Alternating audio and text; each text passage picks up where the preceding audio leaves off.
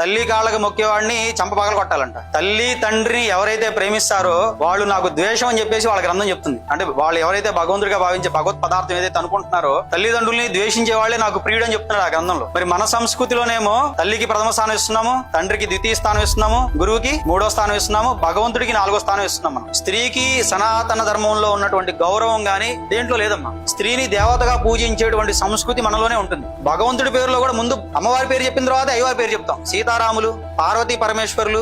మన సంస్కృతిలో మూలమైన వాళ్ళు మాతృమూర్తులే. మనం ఏం చెప్తాం? సర్వే జనా సుఖినో భవంతు అంటాం. వాళ్ళు ఏం చెప్తారు? మా మతం కాని వాడిని చంపేయండి అని చెప్తారు. వాళ్ళు ఏదైతే చాలా మంది హిందువులు గుడ్డిగా అన్ని మతాలు ఒకటే, అన్ని గ్రంథాలు ఒకటే అని చెప్తున్నారో వాళ్ళ గ్రంథాల్లో ముస్లింలు కాని వాళ్ళని చంపేయండి అని ఖురాన్లో ఉంటుంది, క్రైస్తవులు కాని వాళ్ళని చంపేయండి అని బైబుల్లో ఉంటుంది. దాంట్లో ఈ ప్రదేశంలో చెప్తున్నందుకు తప్పుగా భావించండి. భగవంతుడు ఎవరైతే వాళ్ళు భగవంతుడిగా భావిస్తారో యెహోవా అనే అతను క్రైస్తవులకి ఆజ్ఞయిస్తూ ఉంటాడు. క్రైస్తవులు కాని వాళ్ళ మీద దాడి చేసి అందరినీ చంపేసి వాళ్ళ ఆస్తుల్ని దోచుకొని, పశువుల్ని దోచుకొని, పిల్లల్ని చంపేసి పెళ్లి కానిటువంటి స్త్రీలని మీకోసం అట్టు పెట్టుకోండి అని చెప్తాడు. ఇలా చెప్పేవాడు భగవంతుడేనా?